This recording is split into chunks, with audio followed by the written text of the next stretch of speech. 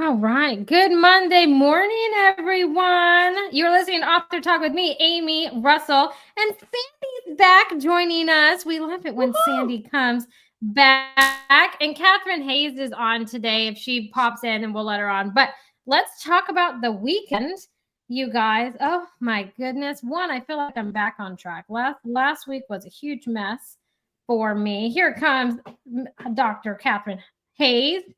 Oh, you guys. Okay. So last week was a huge mess for me, but I will say I'm back on track this time, you guys. So this weekend was very uneventful for me. I'm not even going to lie. I cleaned my house and just hung out with my kids It's about time you and cleaned your everything. house. Russell. Anyways, laundry is going to be the death of me. Okay. I know Russell's awful, but you guys, so on top of all of that, I have been doing just learning new avenues. But I've gotten into this sugar cookie baking and trying to figure out how to decorate them, like all these like beautiful sugar cookies that everyone just sells and they're so pretty. And I've just gotten into baking and trying to reinvent that. So after I accomplished somewhat organizing my garage, getting all my Christmas stuff out, because oh my gosh, you guys, this neighborhood does not celebrate Thanksgiving. They don't even recognize Thanksgiving. I'm telling you, the day after Halloween, people had their lights up. Like their lights were up and they were ready to go. Are your lights up, Russell? Yeah, because we don't spend Christmas here. We're gone for like a month. So if we're gonna have Christmas in Atlanta, we have to do it now. I mean, that makes sense, but Yeah. I mean, to be fair, I will be 100% fair. Some of these people had the lights up on their house before Halloween. They just didn't turn them on. Okay. And those are my kind of people. I am just way behind. I'm way behind this year with I'm just so the move. And shocked. I know with just the move and I did hear everything, that I'm behind. people that do that are so far behind they're starting even extra early this year. I wish I was like that and I could So just do true. that. But to find the motivation to just separate myself into like 30 different things in a day is just becoming harder each year. Okay. You It you definitely need to is. uh answer your novelist emails before you do that, by the I way. know. I have this one author, you guys, that just hounds me all the time. And I refuse to answer it now. I You don't refuse to answer answer. him, you don't respond. I just Uh, get whoever it is, Would not his me. initials be Russell Little? No. we're not going to mention any names, but I do see them on a weekly basis. But we're not going to mention any names. But no. But before we move on to everybody's weekend, I do want to say a happy Veterans Day to all of our veterans out there, especially to my dad. So my dad served in the Air Force for like 20 something years, and so he now does something similar as a civil servant, I guess, but he is a veteran. So happy Veterans Day to my dad and to all the veterans that are out there. Meadow School did a big parade and they're in red, white, and blue and everything like that. So make sure if you see a veteran today or anyone in the military that you thank them for their service and dedication to this country. But Yeah, I'd love to shout out my husband. He yes, retired Oh yeah. as a warrant officer in the Army. He served almost 25 years. Wow. Yeah. That's wonderful. awesome. Well, happy My husband was Veterans in the Day. Navy, but he got out as soon as possible. So Okay. he did not And stay for a career. No, I understand. But what all did you guys do this weekend? I hope it was more eventful than cleaning out a garage. I But do too.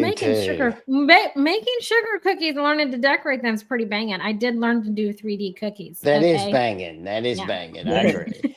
That is actually it's pretty Are cool. you gonna like give us a sample of the cookies or anything like that? I mean, when I see you guys, when Russell comes in for a month, I'm going to have cookies I'm going to bring up. You're not allowed to judge the decorations, though, only the taste of the cookies. Judging. I'm gonna tell jokes about it too on the show.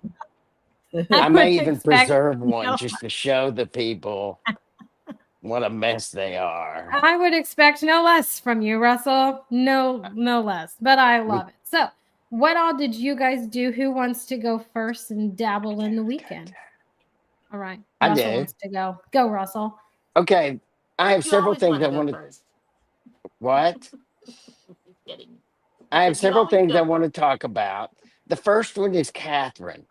Katherine, Oh, you may Katherine. not know this, but you've already been a segment on a previous show here. Okay. Because after the last podcast that you and I were both on, Yeah. you sent out this incredible old school thank you note. Oh. And we had a segment on the He show loves about that. old school manners and how if you're one of the few people that do it, it's a beautiful thing. And I talked about your thank you note and how it was a lesson for people to learn that there's still some old school manners that can still exist and have a big impact. And I used that thank you note that you sent out after that podcast as a perfect example. And we talked about it for like 10 minutes of the podcast. That's so cool because you never know. Yes, You never know what's going to stick. you're very cool. I got to tell Oh, you, that bless was you. very impressive. Second thing Oh, I want to talk about, we talk a lot about 80/20 rule, which uh, I want Aimee to re-explain. She hadn't talked about it for about 6 months. The 80/20 rule of authors, that if you always are look at me, look at me, look at me, look at my book, buy, it's boring. People won't pay attention to it. They'll just go buy it. And the 80/20 rule means that you've got to spread the love around. You got to spread your subjects around. You can't just be buy me, buy me, buy me. mm-hmm. And we've had a previous podcast interviewer on this show, Bjorn Leeson, and he did a he did a post with a picture of a stack of books of other authors that he'd been on podcast shows with, and he had their book, and he talked about in his post about uh, these are great books, and I'm trying, I'm working on writing, and when I have time, these are books I'm going to read. It was a it was a great post of both talking about him as an author, but Yes. also spreading the love around and not being just about me. Mm-hmm. And he succeeded beyond probably what he even thought he could, because I wound up spreading that on like 10 different sites, Wow. I love and because my book is one of them, right? that. Oh, okay. so, so he gave it an advantage to all those authors to spread it around, and he got a lot of coverage on that post because he did it. It's very smart. As soon as I saw it, we actually posted it on the Author Talk Facebook page, and I wanted to talk about it in the future. So that was very impressive. Yeah, I absolutely love that. I I am so glad that you brought that up because lots of times when I meet with authors, because I work as a book coach and an editor, and lots of times platform comes into play, and many times, that's what authors have in their head. I got to build my platform, and so they think that that's just out that it's just about being someone who's going to promote their books and promote them. And I'm like, no, it's about It's everybody boring. else, right? And just a little bit is about you because you're going to come off as self-centered and salesy, and it's a turn off. So rather than be that telemarketer type, have that telemarketer kind of promotional effect on people where they just tune out, you have to think of others more than you think of yourselves. That's one of the reasons I started the podcast. I was so tired of authors being taken advantage of by all these schemes and scams, and even legitimate people in the business just overcharging and nickel and diming them. And I started Murder, Mystery, and Mayhem Laced with Morality, just loving authors and wanting to promote them and having a safe, quality space where they could promote their books. And it's not in a cheesy way. It's authentic. We're interviewing you. We're doing your area of expertise. And I did that before I even had a thriller because I loved that genre and really wanted to see authors nurtured. Yes, though I do find your podcast name very confusing. Why? Morality and a great murder thriller. My psycho thrillers, there's a lot of challenges to morality in my books. Yeah, yeah. Well, I have it laced with morality because I didn't want it. I didn't want us to just be honoring like gratuitous, violence and things of that nature. Because that genre, although I'm drawn to it, I write. That's what I write. That's what I read mostly. I don't want it to be all dark. I want it to be something that we can learn from, we can improve from, we can leave better people, not just bring in darkness and leave people there, but bring in some light because we need it. Yes, I have a story that I'm not going to tell today about a reviewer of my latest book about something about that. I would love to tell it, but I'm not going to today. Russell, Next, you can't leave us hanging. Like I you have can't put me to. on a cliffhanger. Russell, oh my goodness. Well, okay, yes, we love Bjorn and the 80/20 rule. He takes it to heart. And I believe that when you are an author, all of us have different incentives on becoming an author. Look at me say all of us like I've written a book. All of y'all have different It's incentives, us right? because When it you're a comes part of to all our writing. teams. Oh, I just love all of you guys. Yeah. But you all have different incentives on writing a book. And I think the more that you show like a group think, not a group think in that sense, but like a community effort, and you want everyone to succeed, right? Then the more authentic you come across, and the more that people want to engage and be your author friend or buy your books or, accept your recommendations on books and those kinds of things, right? So it's, 80/20 rule. Russell loves and hates that rule. Loves it when I talk about it, hates implementing it. We all have love-hate relationships. So I know. It is a very important one for sure. But Sandy, Katherine, what did you guys do this weekend? Who wants to go ahead, first? Katherine. Okay, so I had an interesting weekend. I ended up in the emergency room with one of my daughters. That particular daughter had a wedding shower on Saturday. She ended up in the ER on Thursday. She had bronchitis and it was turning into pneumonia. So the issue was that she was severely dehydrated and all of that. That's what she was blacking out. So we're able to get her on an IV drip and get her all the good meds. And we were able to have the wedding shower on Saturday. So it was wonderful. I had friends come up from a bunch of different places to celebrate her. And yeah, that was my weekend for the most part. That was a Nice, weekend from eventful. hell, wasn't it? It was eventful. There was a highlight at the end, the wedding shower. You got to it. You got to still have it. So Yeah. it sounds eventful. Not like hell. Eventful. Eventful. Miss Sandy, what did you do?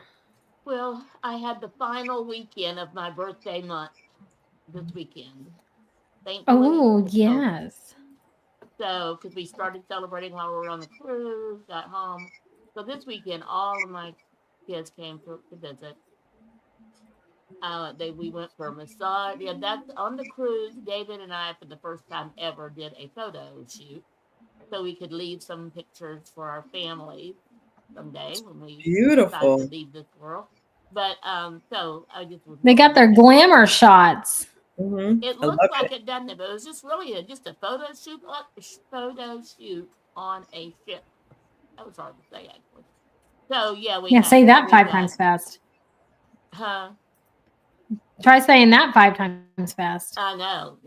So this weekend I got flowers on Friday, went for a massage on Saturday, and then we ended up with having brunch on Sunday at the Cadillac Bar. And I have not been there for years. I mean, at least 10 years.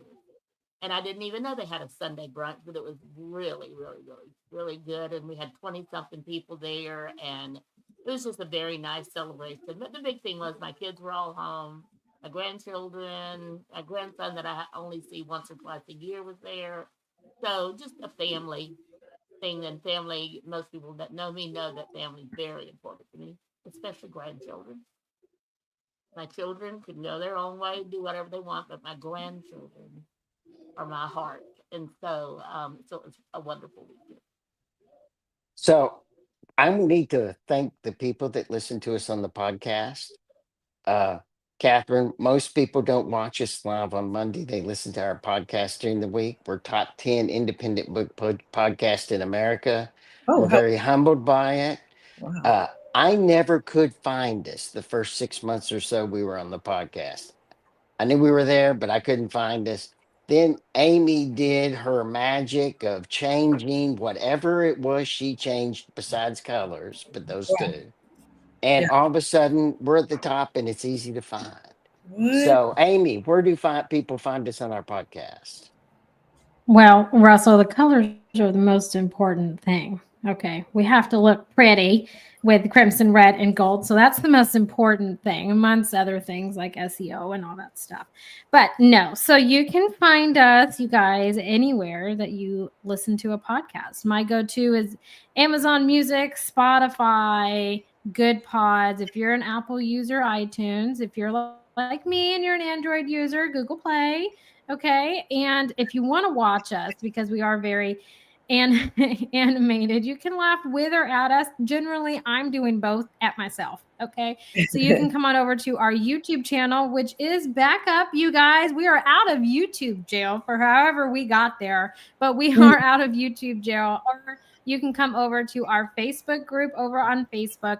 All of our social media platforms, you can join and watch the show, engage with us, ask questions. If you want to be on the show, you guys already know you can send me a direct message. And if you really want to be on the show and I haven't answered you, please harass me. Okay. You are more than happy to harass me in the message section and just send me a message every hour if you want to. And I will make sure you get booked. I am human. I do have a 5-year-old from kindergarten that I have to pick up. I have to keep my 4-year-old alive during the day. And half the time I'm held hostage during the day by her, and I work and do other things. So things do get pushed out. So I am giving you permission to harass me in the DMs if you want to, only to be on the show. Okay. Hateful comments and stuff are not allowed, but you are more than happy to harass me to be on the show.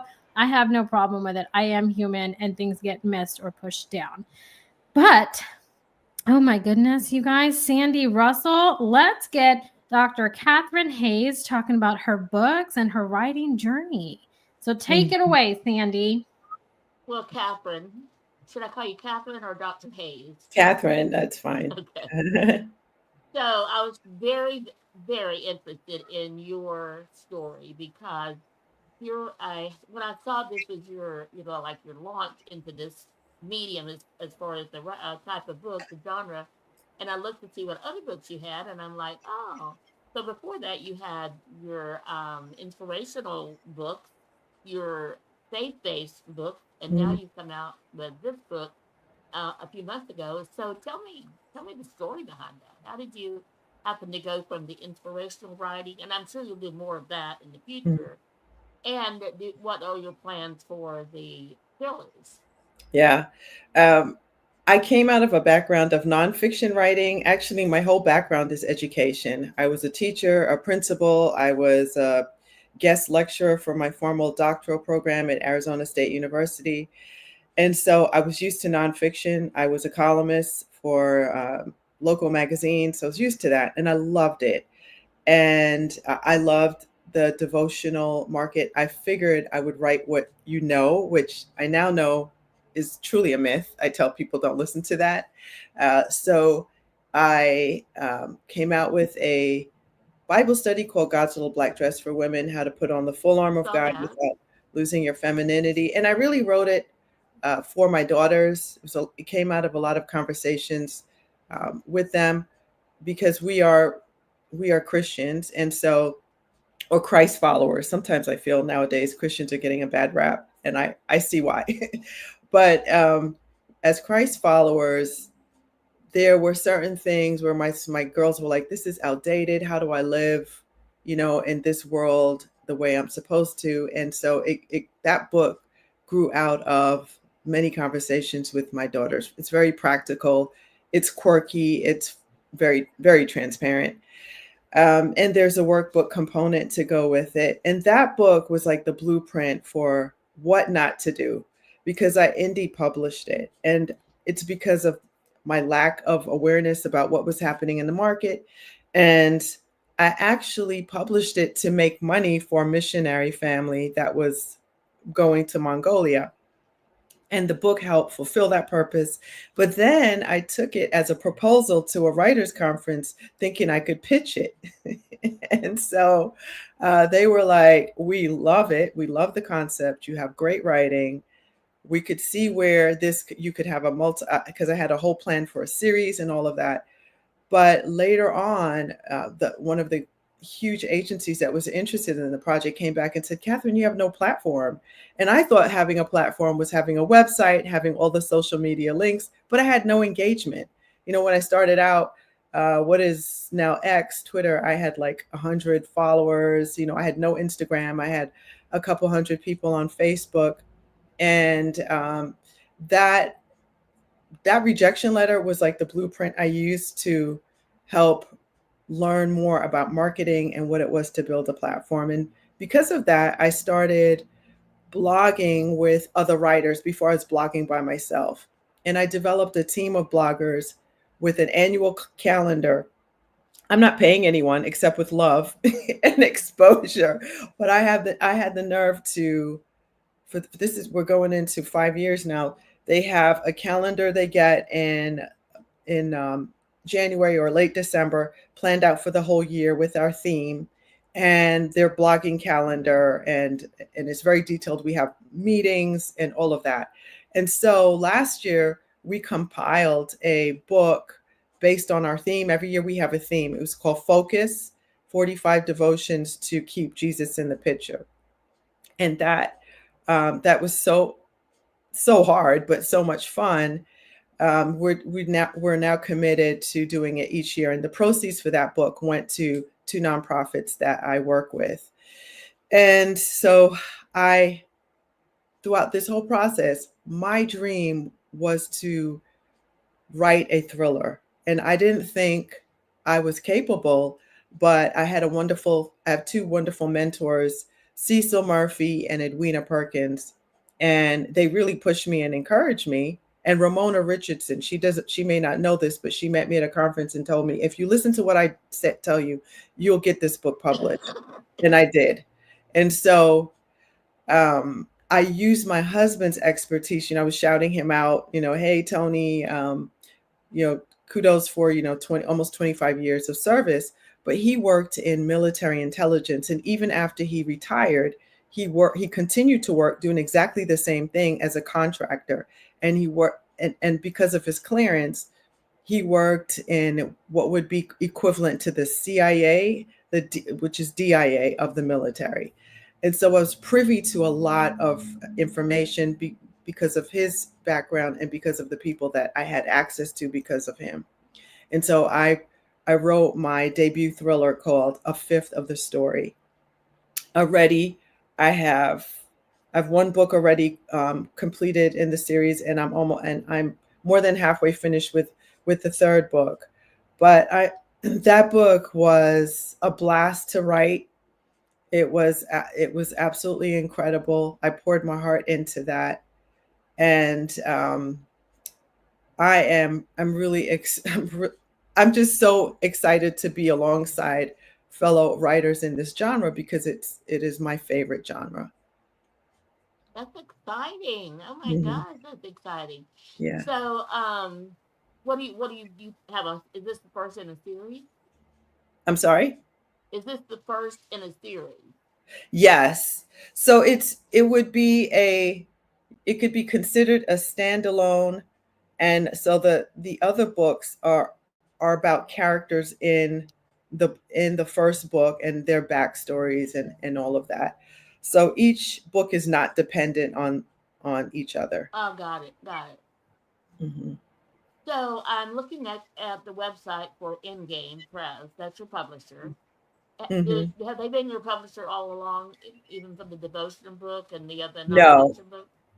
No, I So indie published. how did you go about getting the publisher? That's always an interesting story for authors.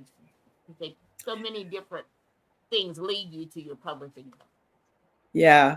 So I'm a freelancer. I work for Embolden Literary Agency as a production editor, but I also freelance for other traditional publishers. And it was because of my work with a publisher where the irony of it, I worked as a book coach and a publisher and an editor for this one particular publisher, but the pub board rejected my proposal.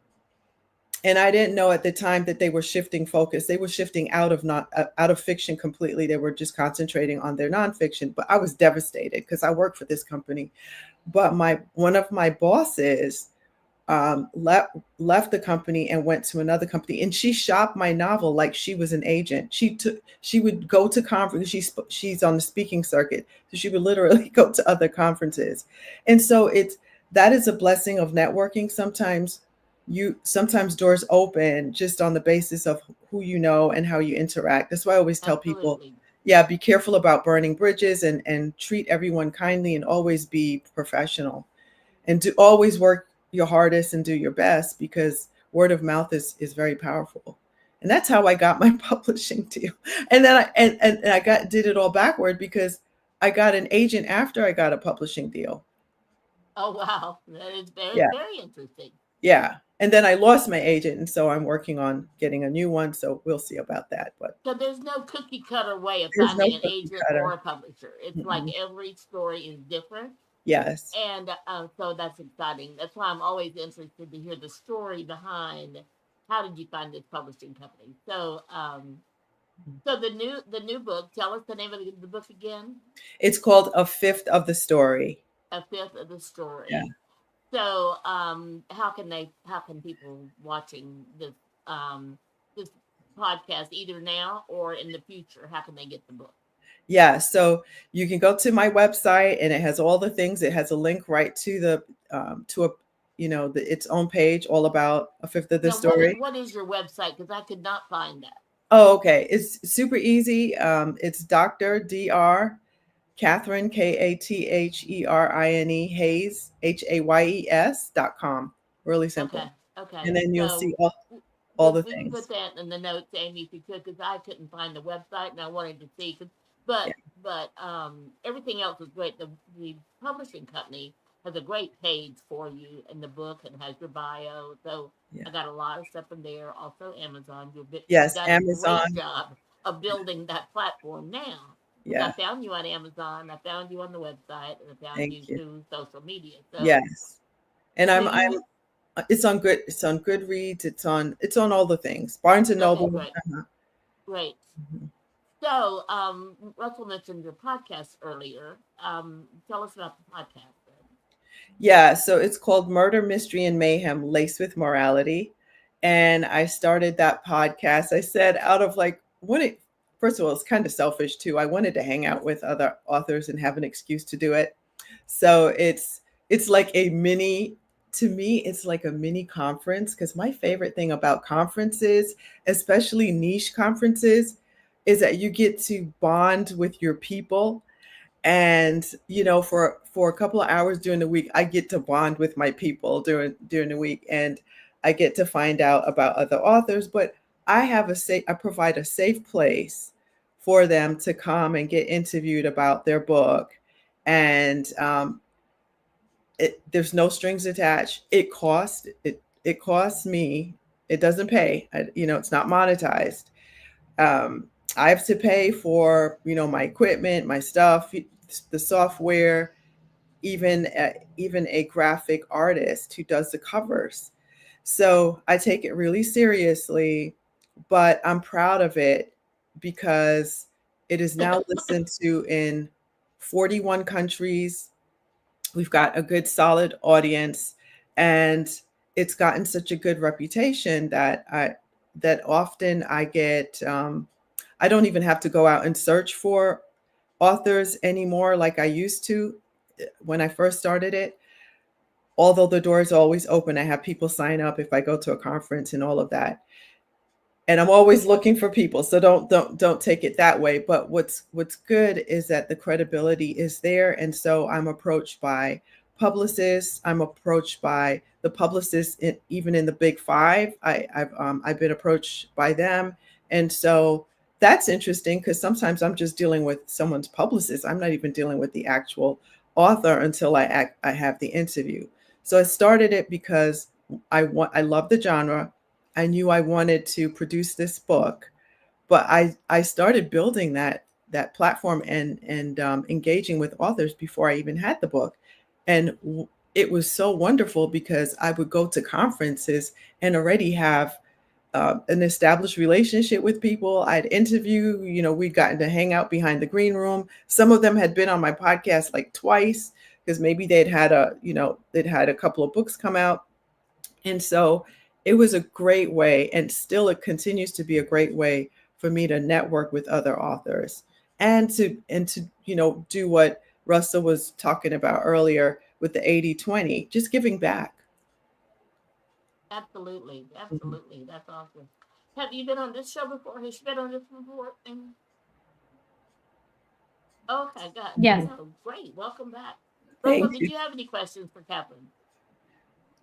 Yes, I do. Katherine, would you tell us a little bit about your book and uh, a little bit about the story that you can tell without ruining it? Yeah. And That's a great also, idea, Russell. Thank you. I have a second question too. Okay. So go ahead. Okay, so a fifth of the story, and I'm so proud. I am actually leaving at the time of this recording. I'm leaving this week, Wednesday, to go to the Christie Awards gala, which is happening on the 14th of November. I'm one of 3 finalists for a Christie Award for debut novel. So and I believe I'm also in the Amplified Voices category. So I'm really keeping my fingers crossed. So I'm going there. I'm super honored. It is like the Christian Grammys for fiction or nonfiction, whatever, for books. So a fifth of the story is about 3 really good friends in the CIA, and the novel opens in Africa, and it is a mission that, although successful, goes wrong because innocent civilians, women and children are killed. And what happens are a lot of these human rights advocates get a hold of the news, and it doesn't go well for the 3 guys in the CIA when they get back.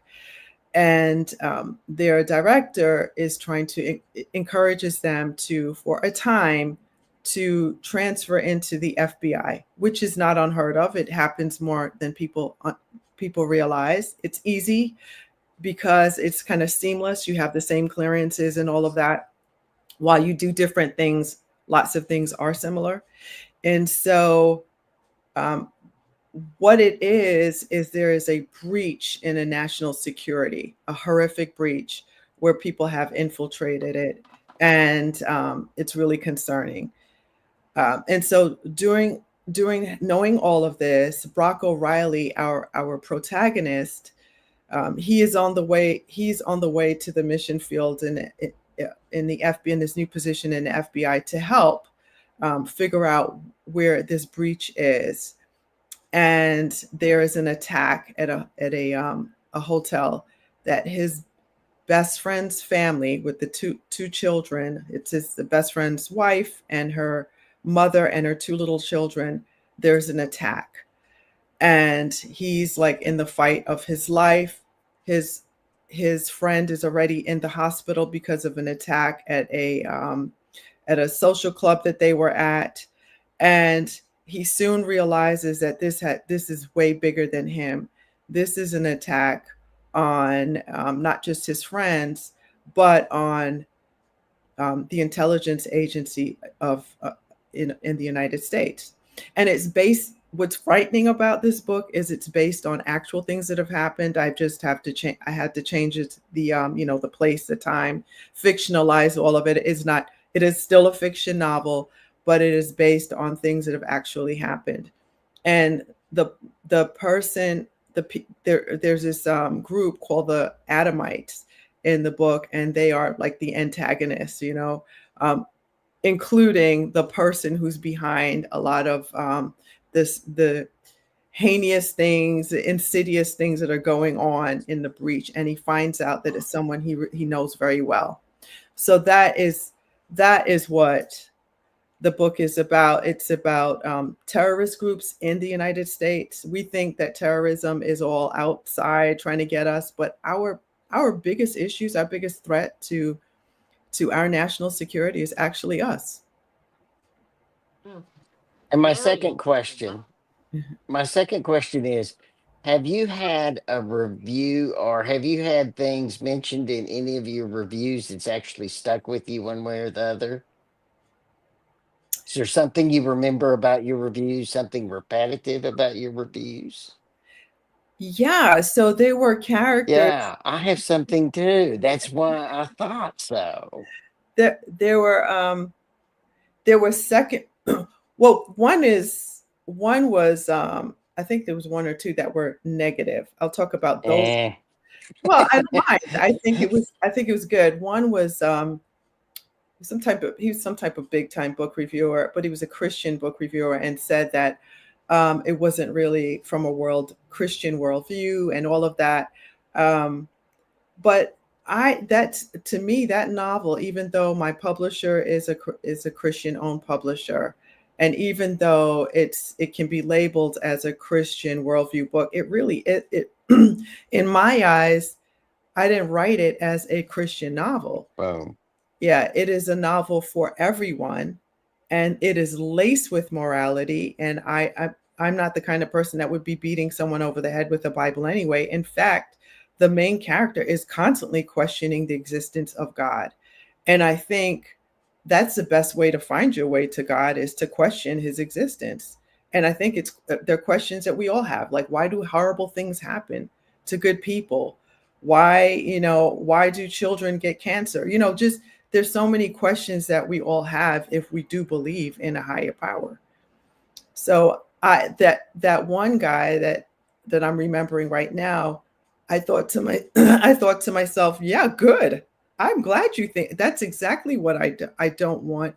I don't want this separation, this divide. I want people to feel like, oh, this is not just written in some kind of Christianese where I wouldn't even understand what she's saying. This is a book for everybody.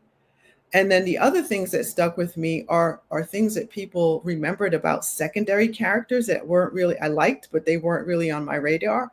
And because of that, and also because of going to book signings and hearing from actual readers in person, I was like, oh my gosh, I think they're onto something. That's how I ended up writing the second book. I took one of the characters, wrote her story. I'm like, they want to know about her. And then the book I'm writing now, I'm writing about one of the other characters I had no idea people were so in love with. I'm like, what? And then I was like, oh, I get it. And so her story came about. So I love that question because it can lead you into so many directions that are great. Yes, and you never expect that. It's No. a shock. Yeah. Mm-hmm. Yes. That's my only two questions. Thank you, Russell. Thank you. So, I noticed the time is kind of getting down to the wire. So, Kathryn, anything you want to talk about? Any plans for the future? Any way we could support you? And what can we do to help build your platform? Oh, man, I love you guys. Oh my gosh. First of all, it would bless me if you guys would come. Some of you have been on my podcast, but it would bless me for you to come on. Bless me to spread the word about the podcast, spread the word about the book. That would be a huge blessing if people could do that. Yeah. So come take a listen. Write a review for the podcast. That's such a help. And if you buy the book, write a review. It's available on Kindle. It's available as just a regular paperback. Your support, reader support is a huge deal. And I absolutely love interacting with my readers. If you email me, I will write you back. I will come to your book club if I can. If I can't So come in person, I'll come on Zoom. your podcast website is Murder, Mystery, and Mayhem, or what is Lace, the website? yeah, it's Murder, Mystery, and Mayhem Laced with Morality. It's on all the things, Spotify, it's on Apple Podcast, and everywhere where podcasts are heard. And the best way to look for it is just to put in the title for Apple, Spotify, and it's also on you can listen to it also on my website. Very good, very good. Well, Aimee, that's all the questions I had for Katherine. Unless she has anything else. How would we get in touch with you, Katherine? Through the website? Yes, it's www.drkatherine.com. Please stop by, say hello, sign up for weekly encouragement if that's what you're into. I have a wonderful team of bloggers where we send that out. That's just my passion project. And sign up for all the things. Well, it's very nice to meet you, and I can't say I'd be very interested in being on your podcast. And also, well, we'll talk about some other things. So I'd love to talk to you. Okay, awesome. Aimee, I love it. So I know. No, I love it. So, Katherine, I don't know if you can tell or if you knew this. Russell was so excited when he saw that you were going to be on today, and he does not to fully and the encompassment of Russell. Okay, if you haven't listened to our show long enough, if you've only listened for a couple weeks, you probably already know this, but it's good to just give Russell his own kind of encompassment. He is always very mellow and he doesn't usually get super excited very often. But when he saw it with you before you came on, he was so excited. He was just like, this is going to be great. I have questions. He thoroughly enjoyed being on your show. I heard all about it when he was talking about the lovely email that he received from you. And it is very true. In media nowadays, you don't always receive those emails. Like mine are very short, cutthroat. I'm sending 5 emails generally at the same time. And so when he had told me this, it just, I think, helps separate you and put you apart from everybody else. You genuinely care and you take the time to write those things. So he was just so excited, over the moon. And that makes me happy because Russell does not always get that way. And I know it's going to be a damn good show when Russell's really excited. Right? It's just one of those things. So I'm just so grateful that you could join us. Yeah, Russell was a fantastic guest on Murder, Mystery, and Mayhem. Oh my goodness. Oh, you don't have to lie to us. We know how Russell really is. It's okay. It's all right. We know.